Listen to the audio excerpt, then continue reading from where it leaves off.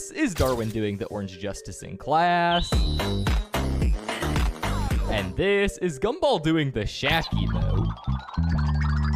From iconic memes to straight up brain rot, these are all of the IRL references I could find in Gunball Season 7. And we're gonna start by looking at the first episode, The Burger. After going to school and having a lesson on the dangers of eating fast food, when Gunball is trying to sneak around and eat junk food, Darwin comes in and stops him from eating it. Then Richard comes by with a bag of Joyful Burger, which Darwin kicks out of his hands. Stop it, this food is bad for you.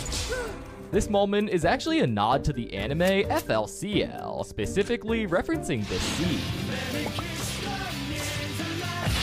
The team behind Gunball never misses a chance to sneak in another anime reference, but this next reference, instead of being a nod, is definitely more of a diss. When Gunball and Darwin go to the Elmore Mall to cook for themselves, they find some sports drinks that must be healthy, right? But when Darwin reads the ingredients and asks if he wants it in his body, Gunball says, Do you really want aspartame-hydroxyandronol inside your body? No.